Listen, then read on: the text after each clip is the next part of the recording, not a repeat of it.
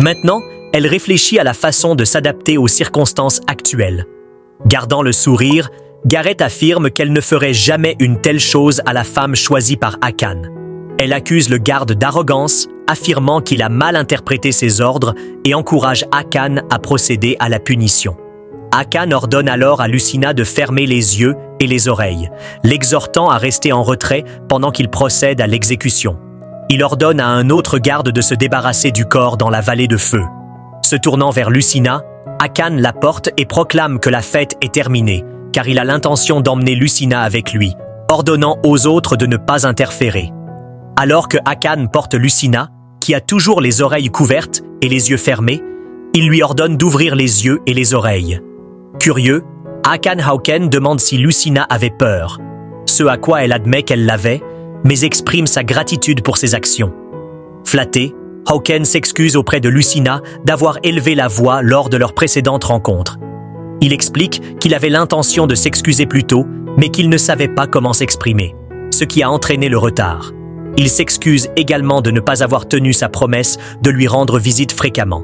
En réalité, Hauken appréhendait de rendre visite à Lucina et de s'excuser car il craignait que révéler la possibilité de sa mort après avoir passé la nuit avec lui ne lui fasse en vouloir et ne lui donne envie de retourner à Berg.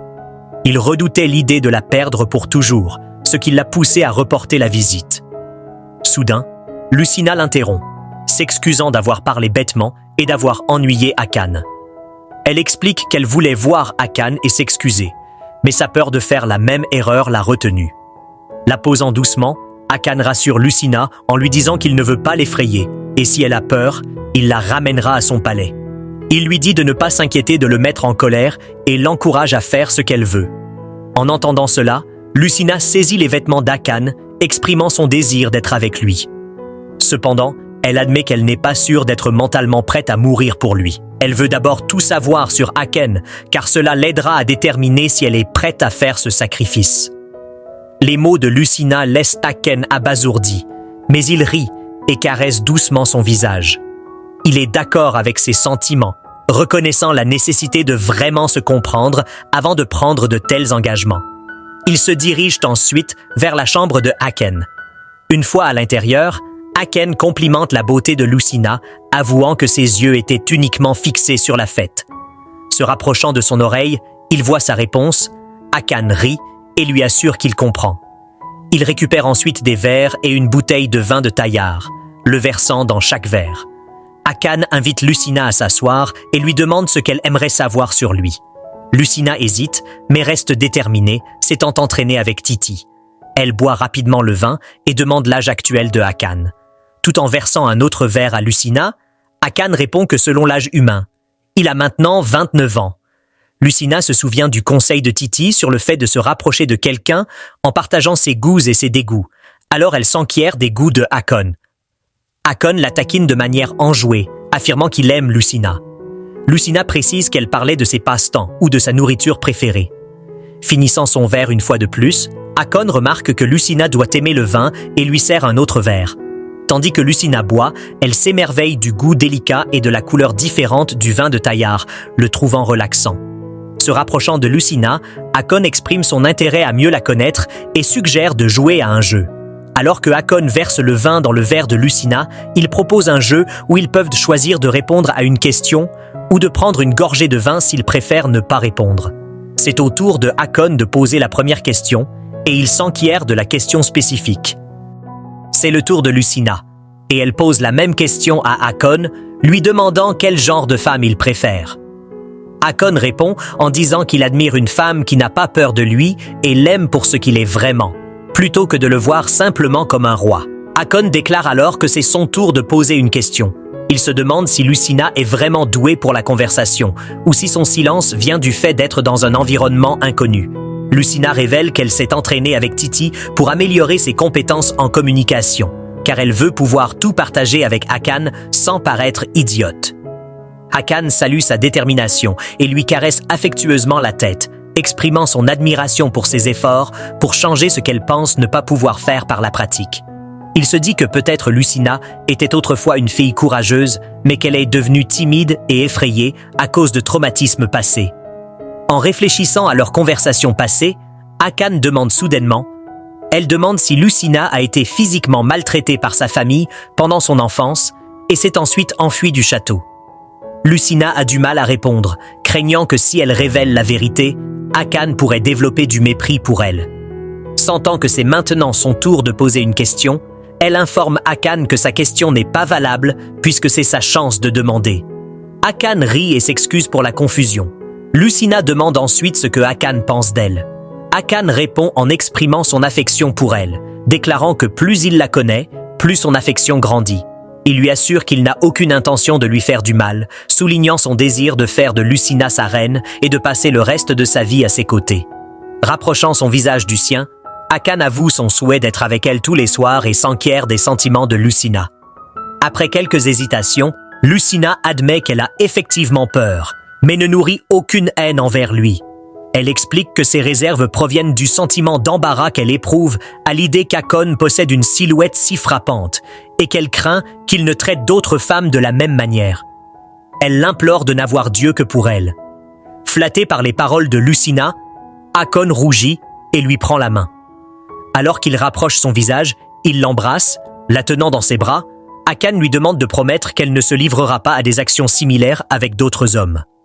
Alors qu'il se demande s'il doit révéler la vérité à Lucina, Hakan décide finalement de révéler le secret de la tribu des Taillards, en particulier celui du dragon gardien qui possède l'énergie de feu la plus puissante. Il explique que les femmes des autres tribus ne peuvent pas résister à cette énergie, ce qui entraîne de nombreux décès lors de grossesse ou d'accouchement, certaines périssant même pendant l'intimité. Au départ, Haakon n'avait pas l'intention de partager cette vérité, car il prévoyait d'éliminer tous les habitants de Berg. Cependant, à mesure que ses sentiments pour Lucina grandissent, il a peur que si elle découvre la vérité, elle le fuira. Reconnaissant sa lâcheté en lui cachant la vérité, Haakon s'excuse auprès d'elle, lui assurant qu'il ne lui fera aucun mal et qu'il la ramènera même à Berg si elle le désire. Mais alors que Hakan est sur le point de lui demander si elle est prête à prendre le risque et à se sacrifier pour lui, il se rend compte que Lucina ronfle depuis le début. En l'appelant par son nom, il confirme qu'elle a dormi profondément tout au long de sa révélation. Posant tendrement Lucina sur le lit, Hakan la couvre d'une couverture et l'embrasse sur le front. Le lendemain, les serviteurs de Jerrit l'informent que Lucina et Hakan ont passé toute la nuit ensemble dans la chambre de Hakon, et on suppose qu'ils ont eu des relations intimes, marquant la première fois qu'une femme a passé la nuit dans la chambre de Hakon. En entendant cette nouvelle, Gareth exprime son mécontentement. Alors que les rayons du soleil pénètrent dans la pièce, Lucina se retrouve au milieu d'un rêve, où une grosse pomme attend sa morsure. Au moment où elle ouvre la bouche, elle se réveille brusquement, surprise de voir Hakon dormir à côté d'elle. Un mal de tête lancinant la submerge, et elle se souvient des événements de la nuit précédente lorsqu'elle a engagé une conversation et partagé du vin avec Hakan. Observant le sommeil paisible d'Hakan, elle se glisse prudemment hors du lit et se dirige vers la porte. À l'extérieur de la chambre, Titi et Terran attendent anxieusement, préoccupés par le bien-être de Lucina. À leur grande surprise, Lucina sort de la porte, remarquant qu'elle se sent comme si elle était au bord de la mort. Titi et Tyran se précipitent à ses côtés, s'enquérant avec empressement de son état. Lucina implore Titi de ne pas crier, expliquant que sa tête lui fait mal. Inquiète, Titi demande si Lucina est blessée. Ce à quoi Lucina répond qu'elle a l'impression d'être poignardée et qu'elle a du mal à marcher. Tyran, incapable de croire que Hakan puisse laisser Lucina incapable de marcher correctement, exprime son incrédulité. Pendant ce temps, Titi demande si cela s'est déjà produit plusieurs fois auparavant. Déroutée par la question, Lucina suppose que Titi fait référence au vin qu'elle a consommé et admet l'avoir fait 3 ou 4 fois. En entendant cela, Turan et Titi éclatent en sanglots de joie. Soulagée que Lucina ait survécu malgré de multiples moments intimes, se sentant toujours étourdie et incapable de parler beaucoup, Lucina demande de l'eau. Titi guide Lucina tandis que Taran l'appelle, l'exhortant à prendre soin de Lucina car elle porte la graine de la lignée Taillard. Dans sa chambre, Hakan se retrouve à fredonner joyeusement. Taran entre, supposant que Hakan a passé une nuit délicieuse qui l'a laissé rayonnant de bonheur. Intrigué par la remarque de Taran, Hakan demande de manière enjouée s'il est beau, rappelant à Lucina ses paroles de la nuit précédente lorsqu'elle avait complimenté son apparence. Turan reste sans voix, témoin de l'affirmation confiante de Hakon selon laquelle parmi tous les dragons, il possède le physique le plus captivant. Cherchant des éclaircissements, Turan demande si Lucina avait effectivement fait de tels commentaires à Hakon. Ce à quoi Hakon hoche timidement la tête, avouant que Lucina était tout simplement incroyable pendant leurs temps ensemble. En tant que déesse de la lune elle-même et aussi courageuse qu'un vaillant chevalier. Interprétant mal les paroles de Hakon, Turan le félicite et suggère avec enthousiasme qu'ils doivent maintenant attendre patiemment la grossesse de Lucina. Hakon, pris au dépourvu par l'arrivée précoce de Turan, s'interroge curieusement sur la raison de sa présence.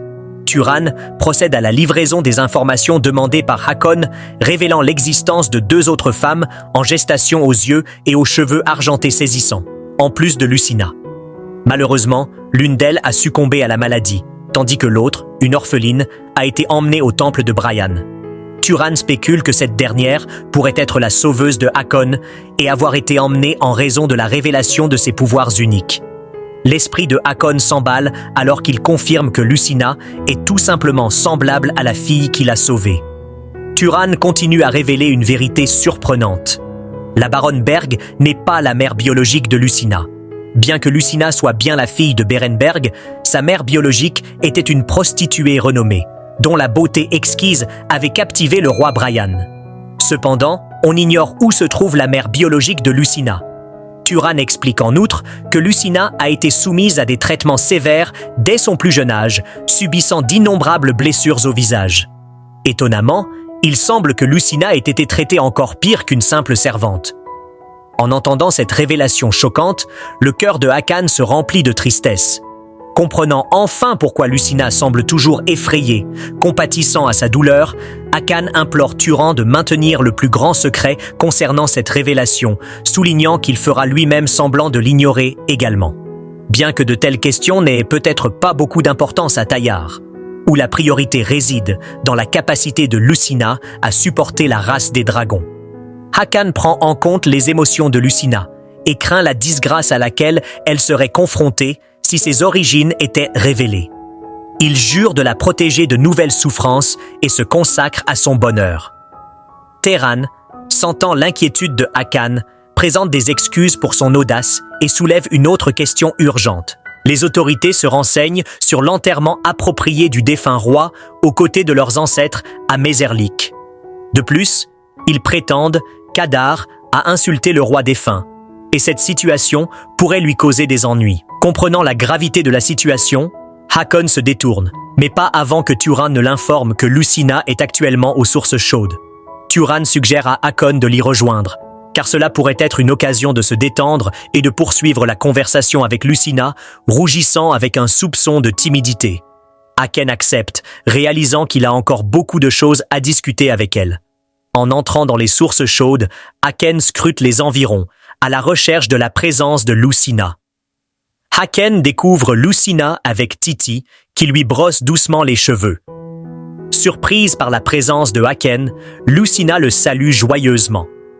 S'excusant de s'être endormie brusquement la nuit précédente, Lucina se précipite vers Hakon et il lui assure avec un sourire que tout va bien car il a aimé la regarder dormir paisiblement.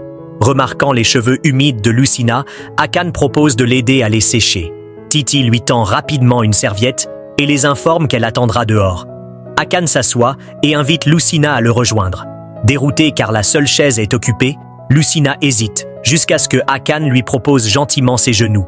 Nerveusement, Lucina s'assoit sur les genoux de Hakon pendant qu'il lui sèche les cheveux avec la serviette. Curieux de savoir comment elle se porte après s'être saoulée la nuit précédente, Hakon s'enquiert et Lucina explique qu'elle se sent mieux après s'être immergée dans la source chaude. Inclinant tendrement le menton de Lucina, Hakon partage son expérience avec le vin de Taillard, notant son goût sucré, mais aussi le mal de tête matinal qui s'ensuit. La rapprochant de sa poitrine, Hakon compare le vin à Lucina, confessant que même s'il l'avait vue toute la nuit, au moment où elle a disparu de sa vue, elle lui manquait déjà, lui faisant désirer sa présence tout au long de la journée. Bouleversée par les paroles de Hakon, Lucina l'embrasse impulsivement et lui avoue ses sentiments réciproques. Se demandant si les souffrances de Lucina à Berg l'ont conduite à donner facilement son cœur à quelqu'un qui l'a emmené dans un endroit inconnu, Håkan décide de faire endurer davantage Lucina. Il l'invite ensuite dans sa chambre plus tard dans la nuit, car il a quelque chose d'important à partager avec elle. Håkan et Lucina reviennent ensemble des sources chaudes. Apercevant Titi, Håkan admire les efforts de Titi pour aider Lucina à retrouver sa capacité à parler et la récompense avec une pièce d'or en signe d'appréciation. Titi est déconcerté et exprime sa gratitude à Håkan. Håkan informe ensuite Titi que lui et Lucina seront Håkan. En réfléchissant à la perspective de laisser Lucina prendre sa place sans résistance, Garrett surprend ses serviteurs en leur ordonnant d'invoquer immédiatement Gilet. Un homme aux cheveux longs s'incline respectueusement devant Garrett, l'appelant la défunte reine. Un autre bel homme, appelé Gilet, a été invoqué par Garrett pour une raison inconnue.